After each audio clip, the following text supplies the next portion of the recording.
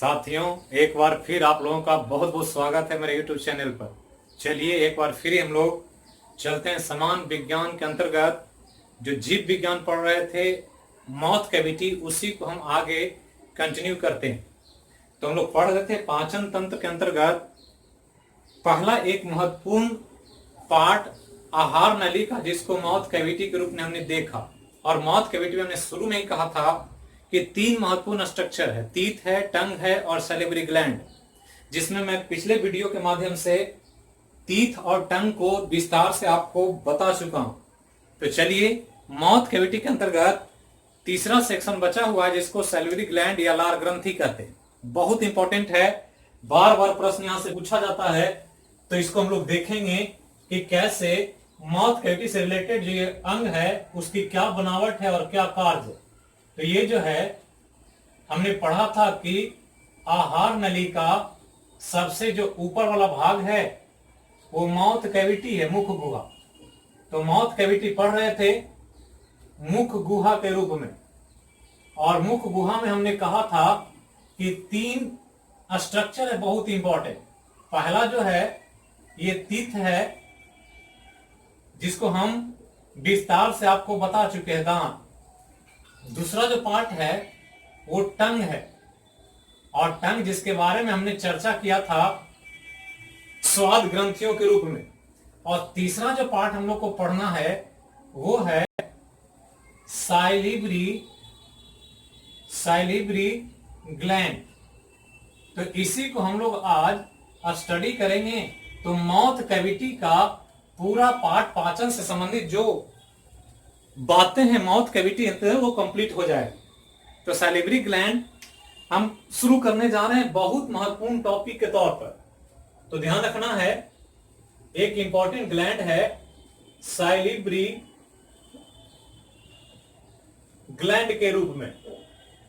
तो इसी को हम लोग यहां स्टडी करेंगे इस टॉपिक में, इस वीडियो के माध्यम से बिल्कुल कॉन्सेप्चुअली समझने का प्रयास करें। तो सैलिवरी ग्लैंड, जिसको नॉर्मली हम लोग लार ग्रंथि कहते हैं। तो लार ग्रंथि एक ऐसी ग्रंथि जो माउथ में या मुंह में लार के निर्माण के लिए काम करता। जो लार या समान भाषा में लोग थूक कहते हैं, सलाइवा कहते हैं, वही लार है। और लार जिसको एक वेस्ट मटेरियल के रूप में लोग समझते हैं, जबकि ये पता होना चाहिए कि लार का विज्ञान बहुत ही महत्वपूर्ण है, और उसके ऐसे फीचर्स, ऐसे काम हैं जो हमारे दैनिक जीवन में बहुत सारे जीवन शैली को प्रभावित करता है। तो चलिए लार ग्रंथि को स्टडी करते हैं माउथ कैविटी के अंतर्गत कि ये है कैसे और क्या इसका डिस्ट्रीब्यूशन है। तो यहां पर मैं एक चित्र बना रखा हूं, और ये जो चित्र है ये खरगोश का हेड है, रैबिट का। और रैबिट और मानव में लार ग्रंथि लगभग एक ही जैसा होता, इसलिए अगर रैबिट को समझ लेंगे तो मनुष्य की लार ग्रंथि को भी आप आसानी से समझ लें। अंतर इतना ही है कि रैबिट में 4 प्रकार के लार ग्रंथि होती, लेकिन मानव में जब बात करते हैं तो मानव में लार ग्रंथि जो है ये लार ग्रंथि सलाइवरी ग्लैंड। तो जब मानव की बात करेंगे, ह्यूमन बॉडी की, तो मानव में 3 प्रकार के सलाइवरी ग्लैंड पाए जाते हैं। पहला तो ध्यान रखना है 3 प्रकार, और जिसकी संख्या बहुत इंपॉर्टेंट है, या तो 6 कहें या 3 पेयर कहें, बात एक ही है।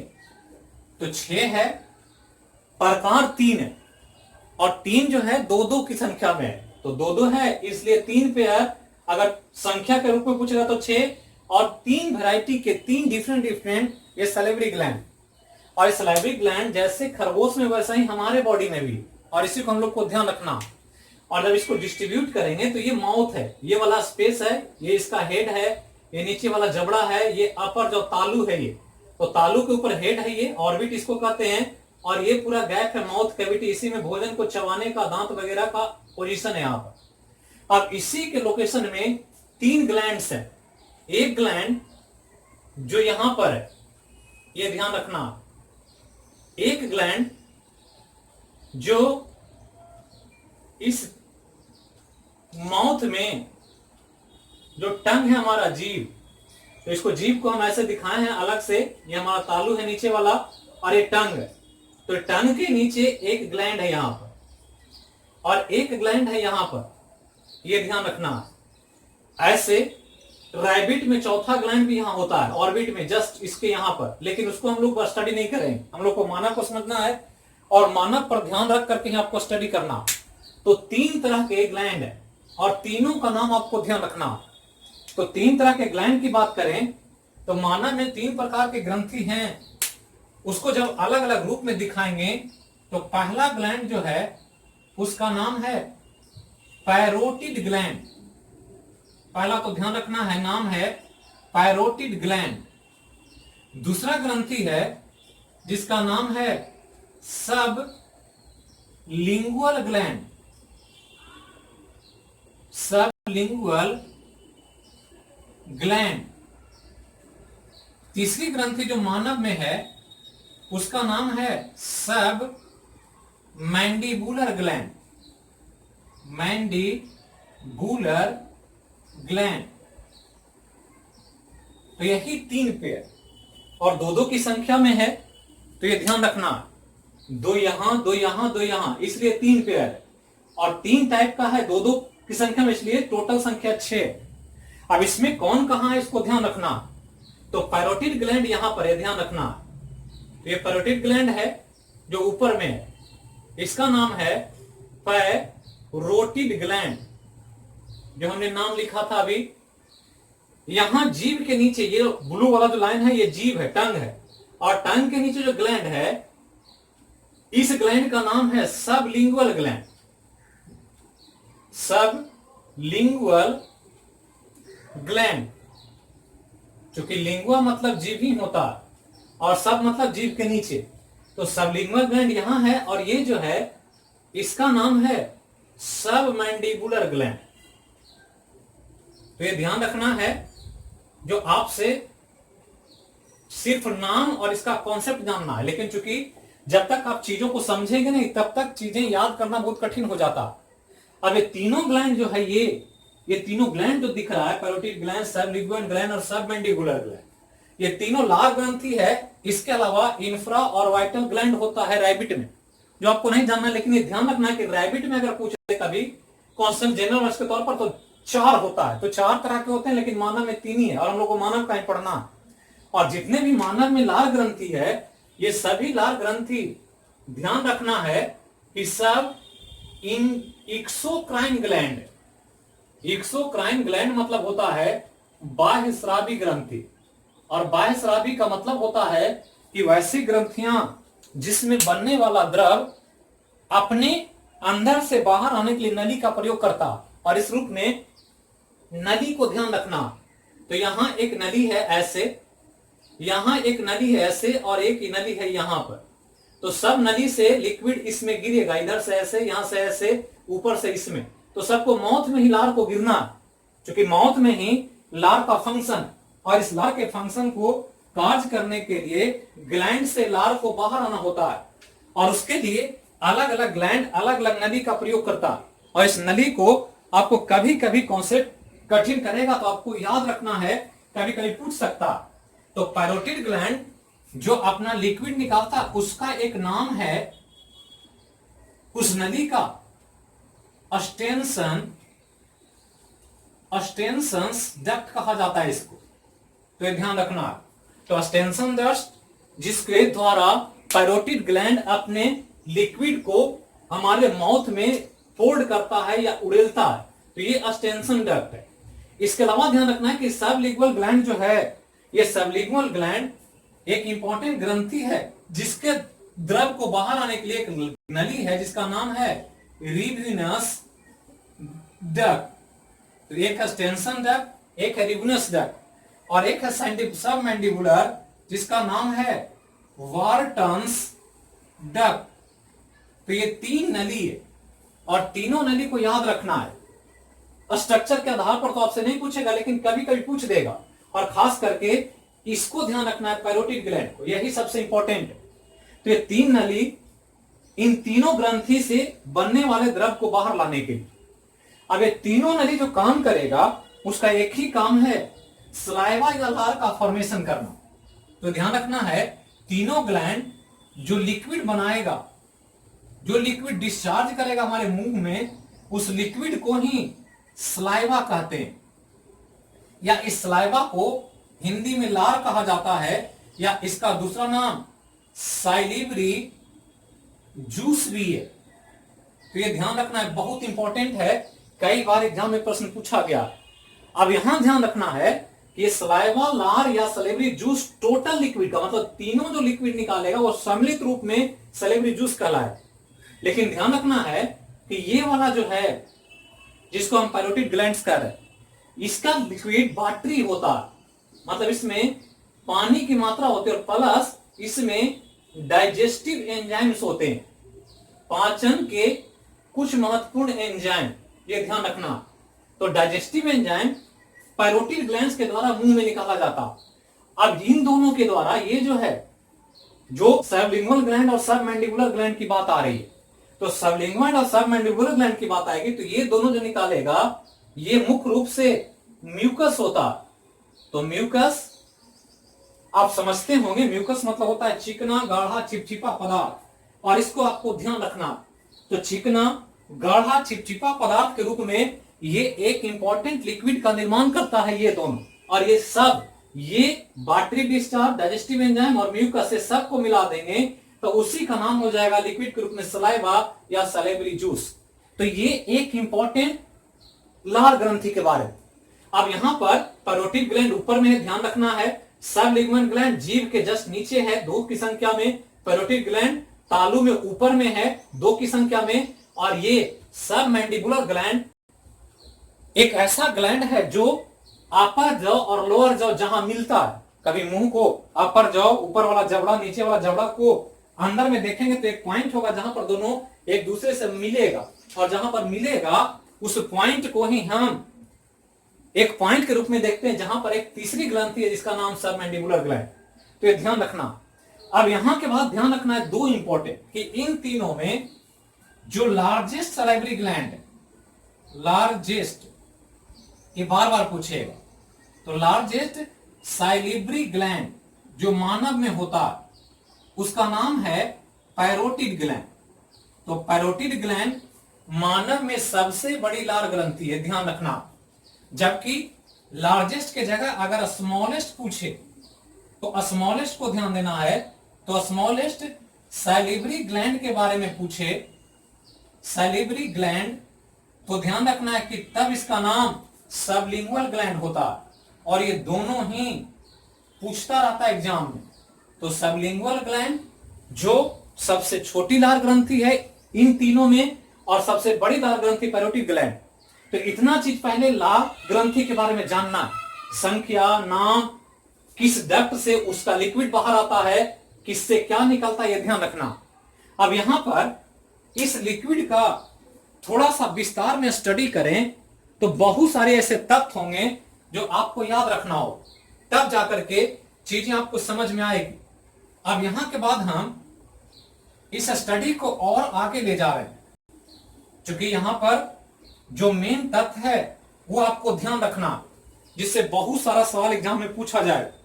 तो चलिए देखते हैं मुख्य रूप से जो सैलिवरी जूस है या सलाइवा, तो सलाइवा जिसको लार कहते हैं, तो लार के कंपोजिशन पर पहले नजर रखना, इस लार में है क्या क्या और कौन कौन से इंपॉर्टेंट तथ्य या कंपोनेंट्स या फैक्टर, घटक हैं जो मिलकर के लार का निर्माण करते हैं।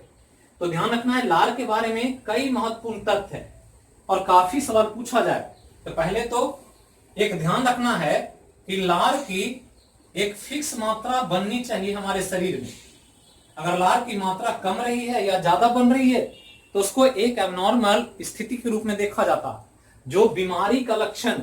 अगर लार न बने तो भोजन का पाचन सही तरीके से नहीं होगा, भोजन को हम निगल नहीं पाएंगे, इवन कि हम बोल नहीं पाएंगे। तो कई सारे फंक्शन है लार का, और इसलिए प्रॉपर मात्रा में लार का बनना बहुत जरूरी है, और इसके चलते इस मात्रा पर ध्यान रखना होता। तो लार की मात्रा जो है वो ध्यान रखना है कि 1.5 लीटर पर डे, ये ध्यान रखना। तो 1.5 लीटर पर डे एक समान स्वस्थ वयस्क मनुष्य में, तो ये ध्यान रखना है, सामान्य व्यक्ति होना चाहिए, मतलब कोई बीमारी ना हो उसको, और साथ ही वयस्क होना चाहिए। तो समान स्वस्थ वयस्क मनुष्य में लार की मात्रा 1.5 लीटर होनी चाहिए, ये ध्यान रखना। अब इसका कंपोजिशन जानने से पहले इसका थोड़ा सा आपको पीएच मान जानना, जो अक्सर पूछ देगा आपसे एग्जाम में।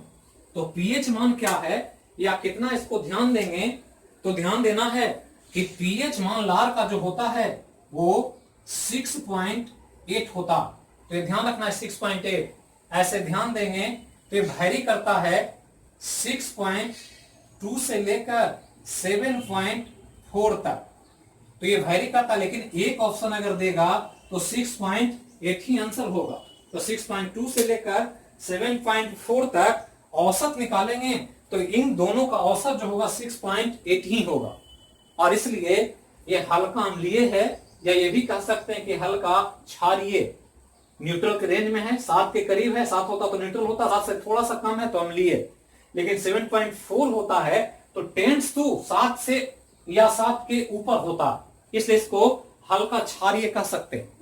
अब इसके कंपोजिशन पर ध्यान दें तो कंपोजिशन बहुत इंपॉर्टेंट, और कंपोजिशन क्या है तो ध्यान रखना है कि कंपोजिशन का मतलब कि कौन कौन सी चीजें मिली हुई है इसमें। मेडिसिन शॉप पर दवा खरीदते होंगे तो ब्रांड अलग अलग होता है, अलग अलग कंपनियां एक ही कंपोजिशन को अलग अलग ब्रांड में बनाती है, तो दुकानदार अगर जो आप ब्रांड खोज रहे वो नहीं मिलता तो कहता है कि क्या मैं इसके बदले दूसरा कंपोजिशन का है, दूसरे ब्रांड का दवा दे दूं, कंपोजिशन वही रहेगा, ब्रांड अलग हो जाएगा। तो हम कहते हैं कि ठीक है कंपोजिशन एक है तो दे दीजिए। तो कंपोजिशन मतलब जिस जिस से मिलकर को बना हुआ, तो लार दिखने में लार है लेकिन इस लार में बहुत कुछ है, और बहुत कुछ को ध्यान रखना है। तो जब कंपोजिशन पर ध्यान देंगे तो इस लार का सबसे बड़ा घटक जो है वो वाटर है, ये ध्यान रखना, जल, और जल की मात्रा 97 ±2% होता, मतलब कुल लार जो बनता है हमारे मुंह में सलेवरी ग्लैंड के द्वारा, उसमें लगभग 99% वाटर होता, जो आपको ध्यान रखना। तो वाटर बहुत इंपॉर्टेंट। इसके अलावा इस लार में कुछ महत्वपूर्ण इलेक्ट्रोलाइट्स होते हैं, तो इलेक्ट्रोलाइट्स को ध्यान रखना। तो इलेक्ट्रोलाइट्स कौन कौन है ये ध्यान देंगे, बहुत इंपॉर्टेंट है, जिसमें एक है सोडियम, एक है पोटेशियम, एक है फॉस्फेट, एक है बाइकार्बोनेट। तो इस तरह से कुछ इंपॉर्टेंट इलेक्ट्रोलाइट्स हमारे लार में पाए जाते हैं। इसके अलावा कुछ और भी इलेक्ट्रोलाइट्स होते हैं, जिसमें एक क्लोराइड भी कह सकते हैं, तो ध्यान रखना है ETC। तो ऐसे कुछ इलेक्ट्रोलाइट्स हैं जो हमारे लार में मौजूद है, और इससे लार को अगर वेस्ट करते हैं तो इन सब मटेरियल का इसके साथ बाहर जाने का कंपल्सन हो जाता। इसके अलावा अगर देखेंगे तो ध्यान रखना है, इसके अलावा कुछ ऑर्गेनिक कंपाउंड्स होता है, और ऑर्गेनिक कंपाउंड्स के रूप में आपको ध्यान रखना है तो कुछ केमिकल्स है इसमें, और केमिकल्स के रूप में कुछ महत्वपूर्ण इंपॉर्टेंट केमिकल्स है, और उस केमिकल्स का नाम आपको ध्यान रखना है। एक का नाम है साइलिब्री एमाइलेज, साइलिब्री एमाइलेज, एमाइलेज। इसके अलावा इम्यूनोग्लोबिन्स, इम्यूनोग्लोबिन्स, और इसके अलावा एक है म्यूसिन। तो ये कुछ महत्वपूर्ण कंपोनेंट्स ऑर्गेनिक कंपाउंड के रूप में। तो इम्यूनो तीन को ध्यान रखना है, साइलिब्री, इम्यूनोग्लोबुलिन्स, ग्लोबुलिन्स और म्यूसिन, ये तीनों को ध्यान रखना। ये केमिकल्स हैं जो इस लार में मौजूद होते हैं, और ये साइलिब्री एमाइलेज ही डाइजेस्टिव एंजाइम है। डाइजेस्टिव एंजाइम का मतलब इसी के द्वारा पाचन संबंधित कार्य होगा। तो तीन है महत्वपूर्ण केमिकल्स के रूप में जो ऑर्गेनिक केमिकल्स है इस लार में हमारे माउथ के अंतर्गत, एक तो सलेवरी है जो डाइजेस्टिव एंजाइम है, इसके अलावा इम्यूनोग्लोबुलिन्स है, और इसके अलावा म्यूसिन है। अब यहां ध्यान रखना है कि सलेवरी एमाइलेज जो डाइजेस्टिव एंजाइम है, इसको दो रूप में याद किया जाता है। एक तो ध्यान रखना है कि जब इसको बांटेंगे तो दो रूप में लिखता, एक कहता है डाइस्टेजेज, तो डाइस्टेज है, और एक का नाम है टाइलीन। तो ये ध्यान रखना, ये दोनों एक ही तरह का एंजाइम है, कभी कभी सलेवरी एमाइलेज देगा, कभी डाइस्टेज देगा, कभी टाइलीन देगा, और तीनों से अक्सर सवाल पूछे, तो ये ध्यान रखना। अब यहां पर ध्यान देना है कि इम्यूनोग्लोबुलिन्स और म्यूसिन, जिसमें ये खास करके एक प्रोटीन है, तो mucin is a type of protein, और एक ऐसा प्रोटीन है जो हमारे भोजन में चिकनाई उत्पन्न करता है। चिकनाई उत्पन्न करने के कारण इसको आप अस्नेहक समझ सकते हैं, जिसको हम अंग्रेजी में लुब्रिकेंट कहते हैं। तो लुब्रिकेंट कहें या स्नेह कहें, बात एक ही है। एक प्रोटीन है जो भोजन में चिकनाई पैदा करता है। जब हम लोग भोजन चबाते हैं तो भोजन आहार नली को कोई नुकसान न पहुंचा दे, कोई इंजरी ना हो जाए, क्योंकि भोजन में बहुत सारे हार्ड मटेरियल्स भी होते हैं, और अगर चिकनाई ना हो तो उसके घर्षण से आहार नली में रैसेज आ जाएंगे, छीलन आ जाए। तो कभी कभी ऐसा होता है कि किसी लोगों में लार ग्रंथि लार नहीं बनाती, तो निकलेंगे तो निकलाएंगे नहीं, और जबरदस्ती निकल लेंगे तो वो जैसे जैसे नीचे जाएगा तो रैसेज आ जाएंगे, खराश आ जाएगा गला में, और इसके चलते म्यूसिन प्रोटीन अस्नेहक का काम करता, और इसलिए इसको एक नाम दिया गया म्यूसिन प्रोटीन को, जिसे स्लिपरी प्रोटीन कहते हैं। तो स्लिपरी प्रोटीन इसलिए कि यह भोजन को फिसल करके मुंह से स्टोमक तक पहुंचाने में महत्वपूर्ण भूमिका निभाता। तो म्यूसिन प्रोटीन को स्लिपरी प्रोटीन के रूप में याद रखना, और यह भी याद रखना कि यह भोजन के साथ एक लुब्रिकेंट का काम करे। तो ये कंपोजिशन की बात आ गई।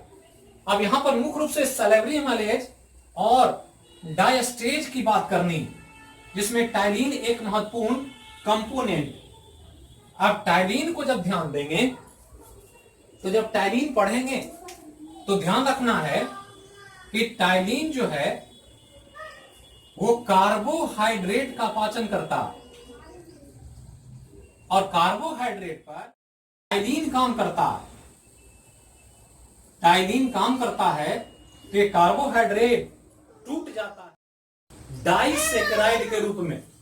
तो ये ध्यान रखना है, डाइसैकेराइड के रूप में,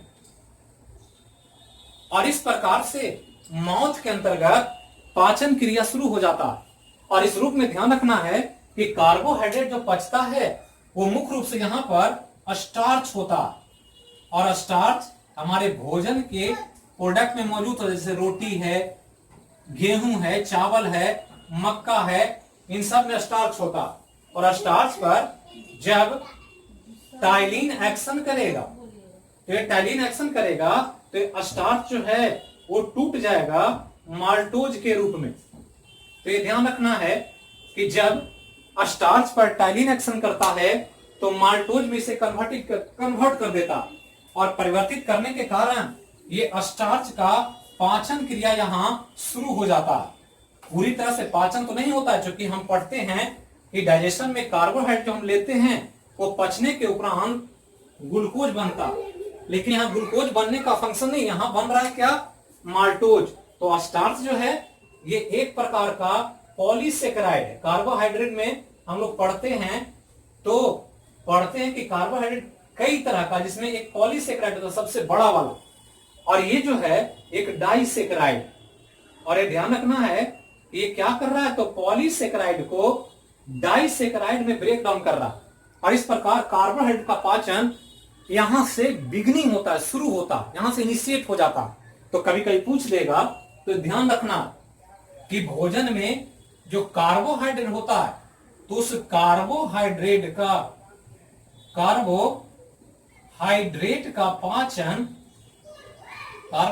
का पाचन मुंह से शुरू हो जाता है। तो मुंह से शुरू होता है, ये अक्सर पूछेगा एग्जाम में।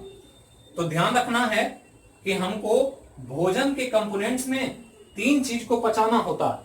एक पचाते हैं कार्बोहाइड्रेट को, दूसरा प्रोटीन को, तीसरा फैट्स को। तो तो उसमें एक कंपोनेंट ये कार्बोहाइड्रेट जो है, ये पचने की क्रिया मुंह से शुरू हो जाती है, जबकि यहां प्रोटीन और फैट के पाचन का काम नहीं होता है। एक ही कंपोनेंट है भोजन का, कार्बोहाइड्रेट, जिसका पाचन यहां शुरू हो रहा है, जो कंप्लीट होगा आगे जाकर के स्टोमिक और इंटेस्टाइन। तो ये पाचन से संबंधित यहां पर वर्क है जो लार का दिखाई पड़ता। तो लार जो हम लोग जिसको थूक समझते हैं, लोग गुटखा पान खा करके हमेशा इसको बाहर स्प्रेड करते हैं, थ्रो आउट करते रहते हैं, लेकिन वो बहुत इंपॉर्टेंट पार्ट्स है हमारे पाचन क्रिया से संबंधित, जिसके बिना पाचन क्रिया प्रॉपरली नहीं हो सकता। तो यही लार ग्रंथि की बात जो आपको ध्यान रखनी। अब लार ग्रंथि के कार्य की बात करें, तो कार्य की बात करेंगे तो कई तरह का फंक्शन है इसका, और फंक्शन के रूप में आपको याद रखना है कई तरह का कार्य। तो पहला तो ध्यान रखना है कार्य जो लार ग्रंथि का है, पहला तो कि यह भोजन के यांत्रिक पाचन के लिए, जो मैकेनिकल डाइजेशन होता है, उस यांत्रिक पाचन के लिए एक माध्यम का निर्माण करता।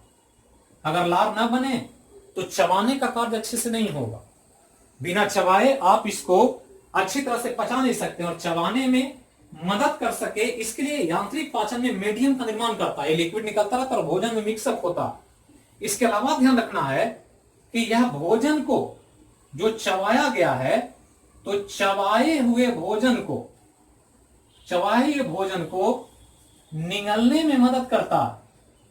तो निगल करके ये भोजन ओसोफेगस से स्टोमक तक चला जाए, उसके लिए लार चाहिए। हमने कहा बिना लुब्रिकेंट का नहीं होगा, जिसकी भूमिका म्यूसिन निभाता है म्यूकस के रूप में, जो इन दोनों के द्वारा हमने पढ़ा था। यहां तो डाइजेस्टिव एंजाइम का काम है, वो करेगा।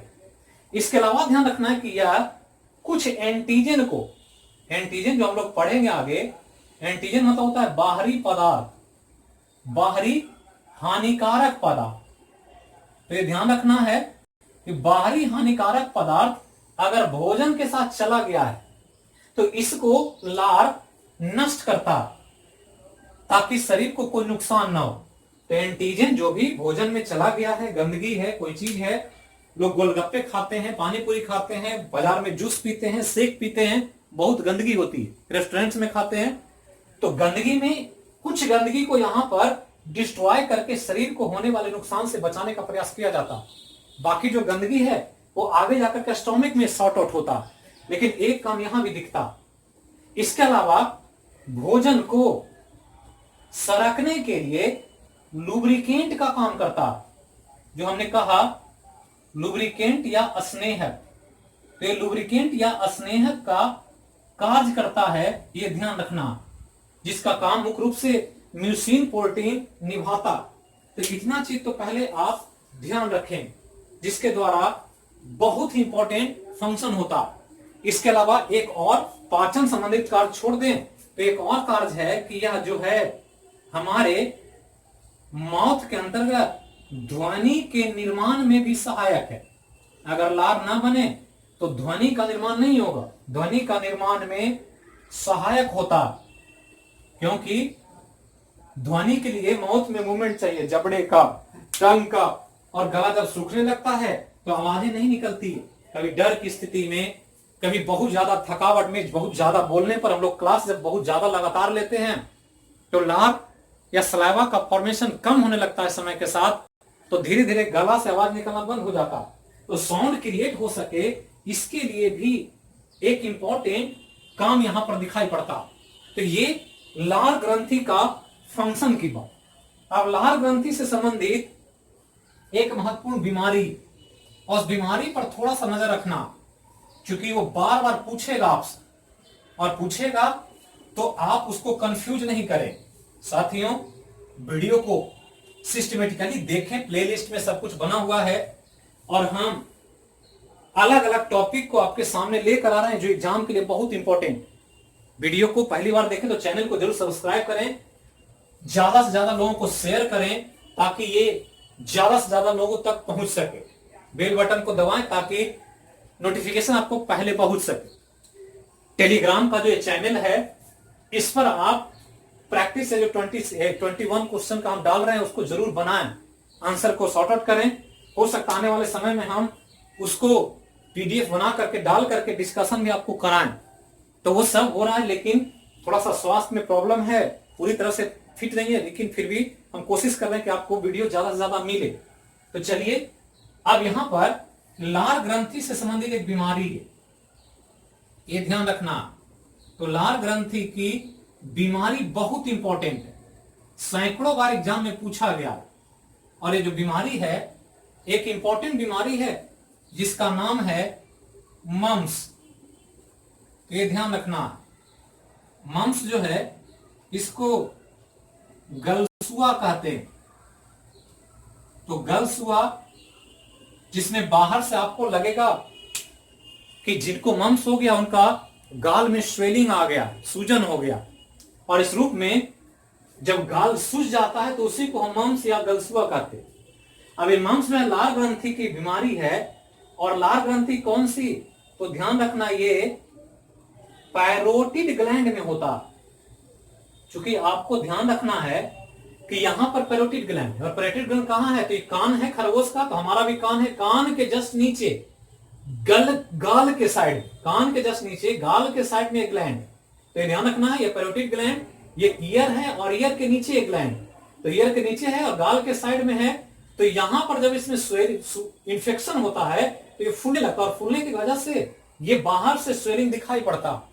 तो कभी कभी पूछ देगा कि मम्स एक बीमारी किस अंग की? तो पैरोटिड ग्लैंड। और जो मम्स है ये एक वायरल इन्फेक्शन, तो वायरल इन्फेक्शन और वायरस से होने वाले बीमारियों पर ध्यान रखना। क्यों? क्योंकि आज वायरस का बहुत चर्चा है वर्ल्ड लेवल पर। तो वायरस से संबंधित जितना भी तथ्य आपको मिले उन सभी तथ्यों पर ध्यान रखें। ये सभी तथ्य बहुत इंपॉर्टेंट है। विषाणु से संबंधित जो भी चीज आएगा आने वाले समय में, जो भी एग्जाम होगा उसमें सवाल पूछा जाएगा विषाणु से। तो इस तरह से यहां भी एक विषाणु जनित रोग है। वायरल इंफेक्शन जब हो जाता है तो पैरोटिड ग्लैंड्स स्वेल करता है, फूलता, और इसके फूलने की वजह से ये मम्स नामक बीमारी होती है। तो ध्यान रखना। तो यही लार ग्रंथि से संबंधित जो महत्वपूर्ण तथ्य था वो यहां पर कंप्लीट होता। अब यहां ध्यान रखना है कि ये जो है, ये हम लोग टॉपिक पढ़ रहे थे डाइजेस्टिव सिस्टम के अंतर्गत माउथ कैविटी, और ये माउथ कैविटी की बात यहां पर संपन्न हो जाती है। अगले वीडियो में मैं एक अलग से वीडियो बना रहा हूं बीपीएससी 66 पीटी की तैयारी के लिए, कि कैसे हम बीपीएससी 66 पीटी को क्रैक कर सकते हैं, जिसके बारे में डिटेल विस्तार से मैं बताऊंगा। और बहुत आसान है, सभी प्रतियोगी परीक्षाओं के तुलनात्मक रूप में देखेंगे तो उन सभी एग्जाम से बीपीएससी का एग्जाम बहुत ही आसान है। और कैसे हम क्रैक कर सकते हैं फर्स्ट अटेम्प्ट में, जो हमारे इंस्टीट्यूशन से नवजीवन कैंपस से करके दिखाया लोगों ने, उसी अनुभव को मैं शेयर करूंगा अगले वीडियो में एक अलग से, चूंकि 66 बीपीएससी का वैकेंसी आने वाला। तो ये टॉपिक यहीं पर कंप्लीट होता है। फिर मिलेंगे हम लोग अगले विषय में अगले वीडियो के साथ। तब तक के लिए जहां रहें, स्वस्थ रहें, सुरक्षित रहें, राष्ट्र भावना से ओतप्रोत रहें, राष्ट्र भावना के साथ कोई समझौता ना करें, किसी भी कीमत पर देश हित के खिलाफ कोई भी काम ना करें। तो थैंक यू, फिर मिलते हैं।